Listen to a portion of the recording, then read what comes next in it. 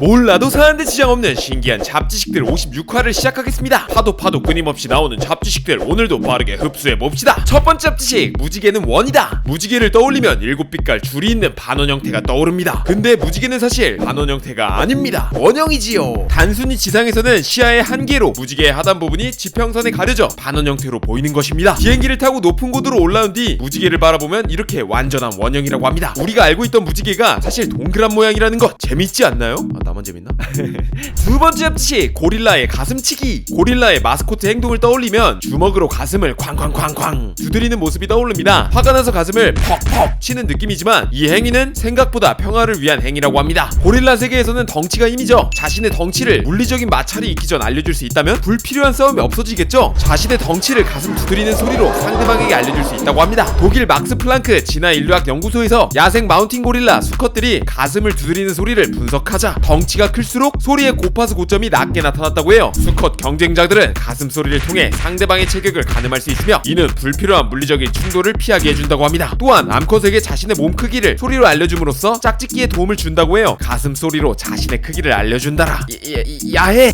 세 번째 잡지식, 미식가라는 말. 맛있는 음식을 먹는 사람 미식가. 근데 이 미식가를 이루고 있는 한자가 어떻게 되는지 아시나요? 저는 만미자를 썼을 거라고 생각했는데 아름다울 미, 식식, 집 가자로 이루어졌다고 합니다. 아름답다는 한자가 음식에 붙으면 정말 맛있다 라는 표현이 된다고 해요. 그렇기에 미식가에 만미자가 아닌 아름다울 미자가 들어간 것이죠. 네 번째 잡지식, 유당불내증. 꿀팁, 유당불내증이란 유당 분해 요소가 부족하여 우유나 유제품을 섭취 시 배가 부글거리거나 심하면 설사를 야기하는 증상입니다. 이 말을 한마디로 풀이하자면 유당불내증을 가진 사람은 우유나 치즈 같은 유제품을 먹지 못하죠. 근데 유당불내증을 겪는 사람이더라도 마실 수 있는 우유가 있습니다. 바로 두유이죠. 두유엔 유당 성분이 들어가 있지 않기 때문입니다. 유당불내증 가지신 분들 여기서 꿀팁 하나 도착하겠습니다. 스타벅스나 투썸플레이스는 요청 시 우유를 두유로 바꿔준다고 합니다. 유당불내증이 있으시다면 라떼 주문 시 말씀하세요. 우유를 두유로 바꿔달라고요? 이 요청 한 방이면 유당불내증을 가지신 분들도 속 편하게 돌체라떼 드실 수 있습니다. 다섯 번째 잡지식, 구름의 무게. 혹시 구름은 몇 킬로그램이나 나갈까 라는 생각을 해보신 적 있으신가요? 제가 한번 계산해보겠습니다. 여러 변수를 고려하지 않고 단순히 물만의 무게만으로요 폭신폭신해 보이는 뭉게구름을 기준으로 계산하자면 1세제곱미터당 0.25g의 물을 머금고 있습니다. 근데 일반적인 저군의 지름은 1km, 높이는 약 500m에서 2km에 달하니 평균 높이를 기준으로 1km로 잡도록 하겠습니다. 폭도 지름과 같다는 가정으로 1km로 잡고요. 저군의 부피를 단순 계산하자면 1000 곱하기 1000 곱하기 1000 10억 세제곱미터라고 할 수 있습니다. 여기에 머금고 있는 물의 무게 0.25g을 곱해주면 가로, 세로, 너비 1km인 저군의 무게가 나오죠. 무려 2억 5천만 g. 톤 단위로 치한 시 250톤의 무게를 지녔다고 볼 수 있습니다. 세계에서 가장 거대한 코끼리인 아프리카 코끼리가 40마리가 있는 것과 거의 비슷한 무게라고 볼 수 있습니다. 구름 생각보다 무겁군요. 여섯 번째 잡지식, 분홍 소시지의 정체. 이 소시지 좋아하시나요? 어린 시절 제 명절 추억의 반 이상이 이 분홍 소시지와 함께 했었는데요. 충격적이게도 이 소시지는 육고기보다 물고기가 더 많이 들어가 있습니다. 혼합 소시지로 불리는 이 친구는 실제로 식육 가공식품이 아닌 수산가공식품류에 해당한다고 하죠. 과거 60년대 한국은 경제 사정이 좋지 못했습니다. 육고기와는 거리가 정말 멀었죠. 고기를 대체할 먹거리를 찾다가 도입된 것 중 하나가 어육이 많이 들어간 분홍 소시지였다고 합니다. 분홍 소시지에 육고기보다 물고기가 더 많이 들어가 있다는 점 충격적이네요. 일곱 번째 잡지식, 조선시대 내시의 결혼. 내시하면 궁궐 내 여인들을 넘보지 못하는 남자가 떠오릅니다. 그래서 평생 홀로 살았을 것이라는 이미지가 강하죠. 신기하게도 조선시대의 내시는 결혼이 가능했다고 합니다. 양세기보라는 족보도 있었다고 해요. 그리고 양자를 입영하여 대를 이을 수 있었다고 하죠. 더 충격적인 사실은 조선시대 내시들은 음경을 자르지 않고 고환만을 잘랐기에 임신은 불가능하지만 성관계가 가능한 내시들도 있었다고 하네요. 물론 불가능한 내시들도 많았지만요. 여덟 번째 잡지식, 바퀴만 갈면 전기자전거. 집에 자전거를 갖춘 경우는 흔하지만 집에 전기자전거를 갖춘 경우는 많지 않습니다. 하지만 이 바퀴 하나면 집에 있는 자전거를 전기자전거로 바꿀 수 있죠. 2019년 타임지 선정 올해의 발명품으로 선정된 아이템 지오 오비탈. 이 바퀴에는 자체 동력원이 달려있어 자전거를 전기자전거로 만들어준다고 합니다. 그리고 바퀴의 동력만으로 시속 30km의 속도를 낼 수 있다고 하죠. 바퀴만 있으면 자전거가 전기자전거가 된다니 정말 신기하지 않나요? 이 바퀴의 공기 당시 가격은